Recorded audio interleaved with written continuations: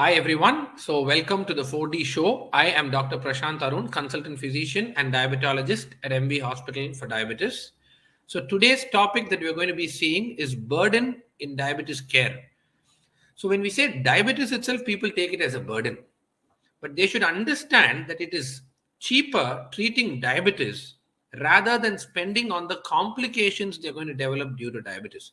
Because most of the people are scared to accept that they have diabetes, so they come to the doctor very late. And by the time they reach the doctor, 50% of their beta cells are already exhausted. So most of them either come with high blood sugars like 300, 400, and they say, last year I was detected with diabetes, but with 1 year I thought I will do diet, I thought I will do something exercise, but then now my sugars are not under control.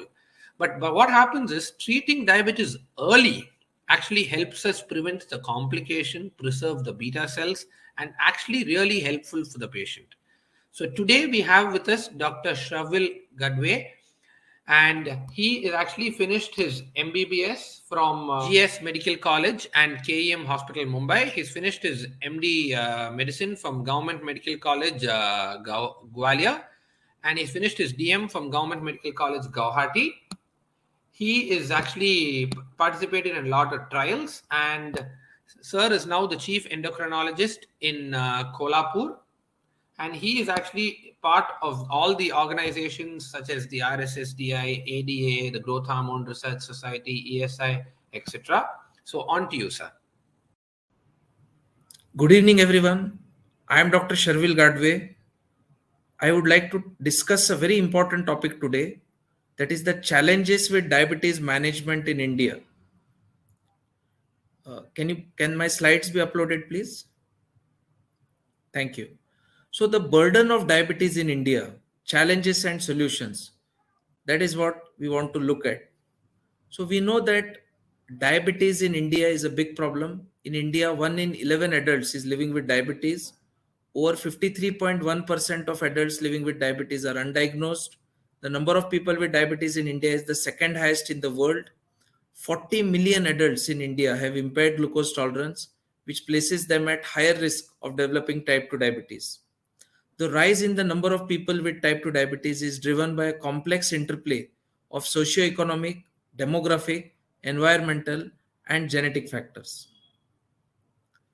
This slide shows the prevalence of diabetes in India. Needless to say, be it north, west, south, or east India, the prevalence of diabetes is very high. Probably as you look at the time duration from 2009 to 2019, there has been a steady increase in the prevalence of diabetes in India. Now, what are the challenges in diabetes management in India? We have several challenges. To summarize, we can say reduction in physical activity of the general population, one of the important challenges. Increased availability of processed foods, that is the second challenge. More aging population. So as years go on, we have to take care of more and more of the aging population. Obesity and overweight. The prevalence of people being overweight and obese is rising. That is the another problem. And perception of diabetes is often challenged by some miscommunications occurring in social media. And the knowledge about diabetes, there may be some challenges in distributing or informing people appropriately about the correct facts about diabetes. So these are some of the challenges in diabetes management in India. Now, is there the rural diabetes different from the urban diabetes? Is there in fact a rural-urban divide? So that is the big question. Interestingly, a report released by Lancet in 2017 stated that in India, the prevalence of diabetes was almost double in urban areas compared to rural areas. The Lancet study further highlighted that in urban areas, the prevalence of diabetes was higher in individuals with lower socioeconomic status. This was attributed to increased availability of fast, relatively cheap food in recent years, which means poor diets are easily found across in all income brackets. Now, if you look at the distribution of direct cost in diabetes, if you consider the major share is from different things. So, be it disposables, hospitalization, doctor visits, lab tests, anti diabetic drugs, and other drugs. So, this is the distribution of expense. Now, what are the possible solutions to problems of diabetes in India? First, improved education to alert the population about the risk factors for diabetes would be very helpful. Training of patients to manage their disease more effectively would be important. Development of more structured care delivery is important. Management of cardiometabolic risk factors is important. It is essential to diagnose the disease early and start aggressive management of glycemic factors and associated cardiovascular risk factors. Identifying barriers is very important. Patient related barriers such as lack of awareness, economic stress, denying risk, all this can be changed with patient education. Rural barriers such as high rates of illiteracy, poverty, different socioeconomic strata need lot of political will to improve these problems. Barriers related to medical profession include medical training focused on acute care. Even nurses find acute illness treatment more rewarding than and better paying. So, better payment opportunities for medical professionals who are involved in chronic care would be a good suggestion to improve care of patients in this field of diabetes. Strategies to manage prediabetes would be very important. Imagine that we prevent people from prediabetes progressing to diabetes. That would be a very big advantage.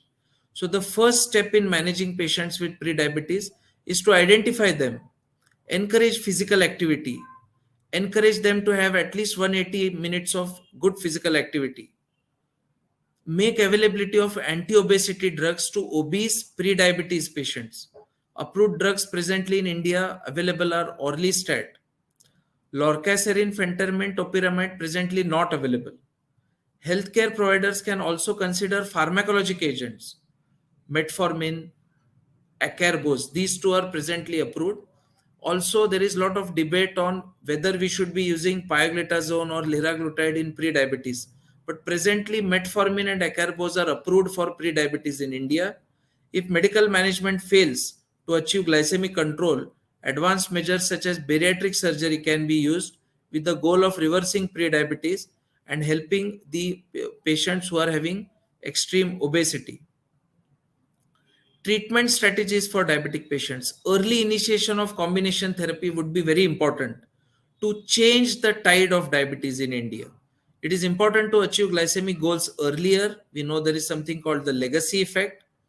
Novel medication therapies can be used. Now, fortunately, in India, DPP4 inhibitors, SGLT2 inhibitors are available at a generic cost. GLP-1 RAs are also available. Although expensive, they offer good weight loss benefit. Interestingly, the SGLT2 plus DPP4 combination for tight control of glucose is now available at a very reasonable cost in India. This particular combination offers the advantage of very less risk of hypoglycemia, better glycemic control, and the advantage of weight loss. So, a FDC of SGLT2 inhibitor plus DPP4 inhibitor is safe. It leads to rapid and sustained glycemic control, improves both insulin resistance and beta cell function, and now it is overall cost effective. Other strategies which would be important for managing diabetes in India are the dietary interventions. Dietary intervention is a vital element, including low glycemic index foods like whole wheat, brown rice, oats is very important. Avoid refined cereal products like white bread, noodles, white rice, pasta, and so on. Exercise is the most overlooked aspect. We should encourage every individual to exercise. Chronic exercise is important. Regular physical activity is important. And it is important to check the blood sugar levels periodically, either to diagnose pre-diabetes or to manage diabetes. Or anyone who is in remission, it is also important to see whether they have relapsed. So this was all about the present strategies about managing diabetes in India. We have looked at India specific concerns. So I would like to further proceed with the discussion. Yes, thank you. Thank you so much, Doctor. So it was actually a wonderful talk. And as you said, because when a patient is actually named or when he's told that he has diabetes itself, he's scared. And having diabetes, and definitely the burden is going to go up because having complications such as diabetic retinopathy, nephropathy, so it's usually better that a patient usually tries and avoids the complication, because treating diabetes is going to be cheaper than treating the complications due to diabetes. And well said, as you told, that preventing diabetes itself is going to prevent the expenses. So pre-diabetes is definitely very important. That is, we intervene at the time of pre-diabetes. Definitely, yes. And obesity being one of the major risk factors, we should definitely try and use anti-obesity agents and metformin, SGLT2 inhibitors, and other things. So we just move on to the discussion now. What are the challenges you personally face in your clinical practice when dealing with a person with diabetes? So the first problem, what I feel, which all of us face, and even I face, is that the patient is in a denial mode. The moment you tell the patient that, look, you have diabetes, the patient just tries to refuse it. The patient is not ready to accept it. The patient says that, doctor, I have no symptoms. You say my glucose is that high, but I really have no symptoms. So, really, do I need to take treatment? So, we need to explain this well to the patient that diabetes per se is asymptomatic for several years since diagnosis. Being asymptomatic doesn't mean that you don't require treatment. Your values are high. We have diagnosed you with diabetes. Presently, we use the fasting glucose, the postprandial glucose, and the HbA1c as a modality to diagnose diabetes. So, the first thing I believe that would make a change is educating the population as a whole about diabetes, making them understand that having symptoms with diabetes is not necessary to treat diabetes. Anyone who has diabetes has to be treated well, has to be treated aggressively. We know that there is the legacy effect in diabetes. So the earlier years lost in diabetes, just because there are no symptoms, the patient feels, he or she is fine, we lose the time. So we know that there is something called the bad legacy effect. So the changes that happen, actually the changes are happening at the level of the, you can say the epigenetic changes that happen has a long-term impact on both the microvascular complications and probably, yes, also on the macrovascular complications. So educating the people, diagnosing them early, diagnosing pre-diabetes, treating pre-diabetes with all three modalities, that is exercise, dietary interventions, and the approved drugs. Now presently we are fortunate that we can prescribe metformin and alpha glucosidase inhibitors to pre-diabetics as per the DCGI mandate. So all three modalities should be equally encouraged: education, dietary intervention, and appropriate medical intervention. Definitely. Well taken. Because most of the patients at the time of diagnosis itself have lost 50% of their beta cells. Because they either try to push to get to a state that, to accept that they have diabetes, or they even delay to go to a doctor. So actually, we'll take up the question from where you said itself, sir. Which kind of patients of set of pre-diabetes would you give metformin and acarbose or voglibose? So let's talk about a cohort of pre-diabetes patients who are obese and who have a strong family history of diabetes. And we can just take a history of what is their routine lifestyle. So clearly we encourage lifestyle change, we encourage them to exercise, but there are a certain set of patients who really don't follow our advice. So first thing what we should advise to pre-diabetics is that you exercise every day, you do the necessary dietary changes that will help. And in addition, we say that you take this medication. But for a certain set of patients, it is just not enough to advise exercise and dietary interventions. They hardly follow it. So we should not lose the opportunity to use the medical intervention. So I believe we should use both the agents, a combination of alpha glucosidase inhibitor and metformin, no risk of hypoglycemia. Both are very long tested drugs. They have a long legacy of safety and efficacy.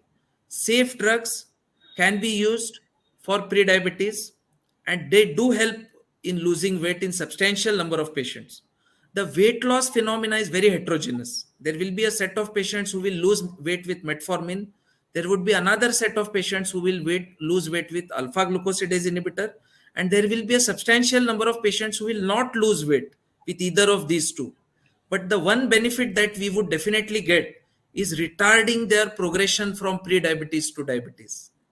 Definitely. Maintaining their HbA1c below 6.5 is an important target. Once their HbA1cs go above 6.5, we all know how difficult it is to get it down to below 7, and even below 6.5, it's very difficult. Rather, it would be more easier to use intervention and to hold their HbA1c below 6.5. It makes more sense. Yeah. So using both the modalities which are presently approved, that is alpha glucosidase inhibitor and metformin. Now we know that for both these drugs, there are some concerns about GI side effects. So there will be a set of patients who would not tolerate them. So there we need to withdraw these drugs. But a substantial number of patients easily tolerate them, they accept it, and we should give the benefit. Definitely. Point well taken. Because definitely, if we can help them in their pre diabetes and if we can help them in their weight loss, definitely it is actually better because them rather turning into a person with diabetes and then treating them, then trying to bring down their HbA1c, this is much more going to be working out easier. Now that we're talking about primary prevention, a person with diabetes, what is the LDL level that you would expect, and when do we start a person with diabetes with statin on a statin? So now it is very clear. The guidelines are very clear and bold. Every diabetic should have their LDL below 100 milligrams per deciliter. A diabetic who had a coronary event or a coronary event equivalent should have their LDL cholesterol below 70. And those patients who had multiple coronary events and who are at very high risk, if you look at the ESC guidelines, they endorse a LDL level below 55 or even maybe below 40, even very high risk patients. So to summarize, we can say all diabetics should be treated and we should keep their LDL cholesterol below 100. So that is the bare minimum. And depending on their coronary artery disease risk and their past history of coronary events, the target should be further to keep it below 70 or below 55, and in some patients below 40. So we also have the option of using the presently available injectables to reduce the LDL cholesterol much below 40. So these are all the options available to us. Yeah. Sure. So now that we have spoken about the cardiac safety also in a patient with diabetes, where would you use the SGLT2 inhibitors in a patient with diabetes? Because guidelines now show that after metformin that we can straightly start a patient on SGLT2 inhibitors. So which set of populations would you use the SGLT2 inhibitors, or would you use the insulin sensitizers instead? Or which patients would you use the insulin sensitizers, and which patient set of patients will you choose to put on the Yeah. SGLT2 So I inhibitors? would like to put it in the other way. SGLT2 inhibitors have such robust benefits, be it the benefit for weight loss, be it the benefit for reduction in the risk of heart failure, be it the reduction of progression of renal disease. So rather, we should look at a way that in whom we should not be prescribing SGLT2 inhibitor. So just considering the factors in whom we would avoid SGLT2 inhibitor, the rest of the patients we should be prescribing SGLT2 inhibitors. Now, in whom do we avoid SGLT2 inhibitors? Those patients who have history of complicated upper urinary tract infection, we should be avoiding. Those patients who have history of past recurrent vulvovaginitis or balanitis in spite of good uh, genital hygiene education, those patients we should be avoiding, because there will be a set of patients who will come back with recurrent problems of infection. So excluding these patients, we should be prescribing SGLT2 inhibitors to most patients, except for maybe a subset of patients whom we identify as LADA. So these are the patients who have latent autoimmune diabetes of adult. They appear to be type 2, but they at very soon they can progress to insulin dependency, and we do fear ketosis with SGLT2 inhibitor use in these set of patients. But apart from this, in the garden variety type 2 diabetes patients who is obese, who in whom we want the patient to lose weight. Even a normal looking type 2 diabetes individual will have a lot of visceral adiposity. So we know of the lean fat Indian. So we know that even a normal BMI Indian will have a lot of visceral adiposity if he or she has diabetes. So keeping the exclusion criteria in mind, we should be considering SGLT2 inhibitor to most other patients. And you talked about the insulin sensitizers. Now we have metformin since ages now. So we love the drug, a very good drug, very important drug. To add to our armamentarium, we also now have the drug imeglimin. So we have that another option now available for prescribing to our type 2 diabetes patients. So that is another drug which acts at the level of mitochondria. Never earlier was there such an option available. Now we have a drug which acts at the level of mitochondria. It has a modest HbA1c reduction, I would say up to 0.8 to 1% in some patients, but it's a good add-on where you want to intensify therapy. So all these options are now available. And yes, obviously we are at benefit. We have option of SGLT2 inhibitor at a very affordable cost. We have Yes. option of a good DPP4 inhibitor like sitagliptin at an affordable cost. So more and more patients should be benefiting from these combinations. Definitely. So, would Yes. you say that adding an SGLT2 inhibitor is always better to add on to metformin, or would you always add a DPP4 inhibitor with the SGLT2 inhibitors just to avoid the urinary tract complications? Yeah. So very interesting point that you have brought out here, that when we use a combination of DPP4 inhibitor and SGLT2 inhibitor, the risk of vulvovaginitis and balanitis reduces. So that is a very interesting observation. So probably we should be, now we have FDCs available in India, which offer all three drugs. So in a single pill, you can be prescribing metformin, SGLT2 inhibitor and DPP4 inhibitor at an affordable cost, and which gives the advantage of less risk of infection compared to when you use a SGLT2 inhibitor alone. So the combination, I would say, using all three is always good. We have to be aggressive. Always start with multiple drugs, reduce the HbA1c, and then maybe you can down titrate your dose. But starting upfront with multiple drugs, especially for those who are having higher HbA1c, is a much better policy than the age-old wait till you fail and then up titrate. That should not be the case. Yeah. Hypoglycemia is actually a fear among patients. Once they develop hypoglycemia, then they are finished. Either they don't come to the doctor after that, or they just stop their medicines and they go to these diabetes reversal programs on Facebook, Instagram, because people are promising that they can reverse diabetes for 100 rupees. And most of them go there and they come with a bounce back of sugars of 500, 600 after some 2, 3 months, once their starvation and all that is over. So, how do we take out the fear of hypoglycemia from the patients? So at our center, I have followed a practice for the past decade, more than a decade, that at the first diagnosis of type 2 diabetes or any diabetes, type 1 diabetes or any other diabetes, always it is very appropriate to spend at least a few minutes discussing with the patient that now you have diabetes and there is something called hypoglycemia, which you may face anytime in future. So once we educate them, what is hypoglycemia? How do they identify hypoglycemia? And what do they need to do with their hypoglycemia? Once this is discussed with the patient, to my surprise, I saw that patients do really well once they are educated about hypoglycemia. On the other hand, if we have not educated them about hypoglycemia, what you said is really true. They come with a panic state. They fear that something very miserable has happened to them. So the key thing I believe here is patient education, educating them how to identify hypoglycemia and how to treat it. Treating hypoglycemia is simple if a patient knows how to treat it. Right? Yeah.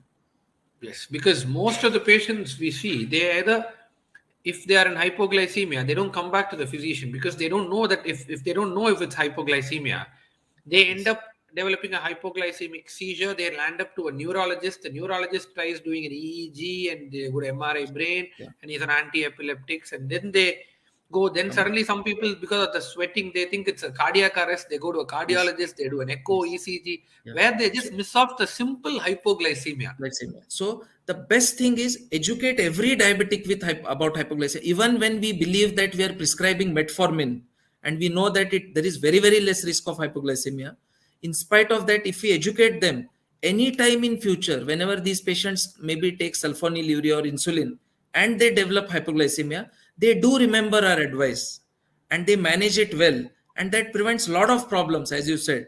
Otherwise, they end up in ICUs and a lot of other evaluations being done. Yeah. Yes.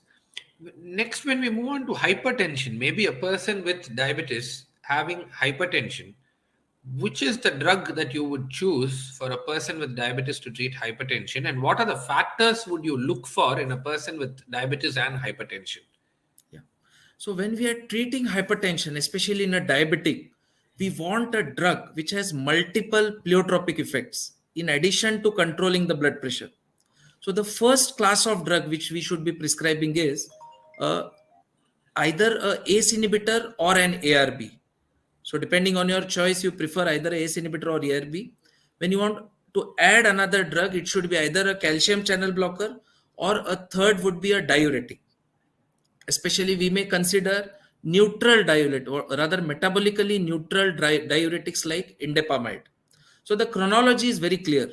Start with an ACE-ARB, optimal dose of ACE-ARB, because what offers nephroprotection is an optimal dose of ACE inhibitor and ARB, not a very minimal dose of ACE inhibitor and ARB.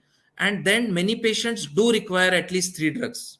So the chronology is first ACE inhibitor or ARB, second and third would be calcium channel blocker and a diuretic. Beta blockers come number 4 or maybe below that. Yeah, so beta blockers, just because they have issues with triglycerides, they have a lot of other issues. So beta blockers would be not be preferred in the first three. The first three, it is very clear. These 3 classes of drugs. Yeah. Yes, because definitely patients with diabetes even tend to have the microalbuminuria, which Yes. the ACE and ARB tries to reduce the Yes. microalbuminuria and in Yeah. turn will be saving their kidneys. Yes. So we've got these insulins, the basal insulin, bolus insulins, the premixed insulins. So when and where would you choose a patient on basal, premixed, and bolus? Yeah. So let's say we are talking today about the problems that we face with diabetes in India. So let's say we have a type 2 diabetes patient in whom we want to start insulin because there is OHA failure. Two options. First, start with a basal insulin. You can up titrate the dose of basal insulin and then you can add a bolus insulin if required. The second strategy is start off with a premix insulin because it is always simpler for a patient to consider only one insulin twice a day rather than 2 different insulins at different times of the day. Some patients find it very confusing. Although we know that physiologically a basal bolus regimen mimics physiology in a much better way, but when we consider a large cohort of type 2 diabetes patients, there is a place for premix insulin as well in type 2 diabetes because of the convenience of a single device which can be used twice a day. So depending on the patient's situation, the affordability, the availability of insulin, we can choose amongst the different insulins, ranging from regular insulin to NPH to basal insulins to maybe a co-formulation of aspart and degludec. So multiple factors, including cost and availability, would have to be considered before we make a choice. Yeah, so because mostly people in India they have high carbohydrate in their diet, Yes, so definitely they'll need either a premix because they'll need the yes, short-acting insulins yeah, also. yes, yeah. So moving into the diet part, could you explain a diabetic diet? So very important that we educate our patients that a diabetic diet is nothing else but a healthy diet, right? So a very Portion easy control. way to explain them is the plate method. So all patients understand what is a food plate. So we need to simply explain them that let's say this is your food plate. 50% of your food plate should be comprising of salads, of green leafy vegetables, of all the fibers in the diet. 25% of your food plate should have carbs, and the remaining 25% should have proteins. So then you can give them different choices as per their local preferences. So the plate method is an important method. educating them that a diabetic diet is not a very different diet. It simply means a healthy diet, high fiber, high protein, low carb diet. Educate them how they avoid refined carbohydrates. Simple things: avoid sugar, reduce your carb intake, increase your protein intake. One thing which problem all of us face in India is our patients have a very protein poor diet. So improving the protein content of their food with whatever is available in his or her household, improving the protein content is very important. That again will further reduce the carb portion. That will also improve the satiety of the food. And a balanced diet is something which is very important. We should probably not be encouraging fancy diets. So there are a lot of fancy diets which people tend to see on the Facebook or maybe on the social media. They come and ask us whether we do this or we do that. But a healthy diet would be a traditional diet with a balance of carbs, proteins, and healthy fats. Yeah. Definitely. Moving on to the fancy diet, as you said, Yes. because what is your opinion on a keto diet and diabetes? Because it's going to be low carb, high fat, or no carb, high fat, high protein diet for a person with diabetes, and this intermittent fasting, GM paleo diet. Yes. What is your opinion on these fancy diets? Yes. So our communication to the patient should be very clear. If they want to follow a keto diet, it has to be done under supervision. There is a lot of risk associated with the keto diet if not done under supervision. There are benefits for each type of diet. Keto diet also has benefit that patients lose weight early, but it is very difficult to sustain a keto diet over a long period of time. So it is always better that patients take medical advice, follow keto diet maybe for a certain duration of time with appropriate changes in their medications, and then again switch to a regular diet. Maybe they can again switch back to their keto diet. So it should be a planned program. They should not be doing abruptly on their own a keto diet, can harm them. But under supervision, they can judiciously do a proper keto diet if required. Coming to intermittent fasting, the one thing I advise to my patients is that you can do intermittent fasting, but you will have to sustain it. So if they do intermittent fasting, there is restriction of calories because it's time restricted feeding.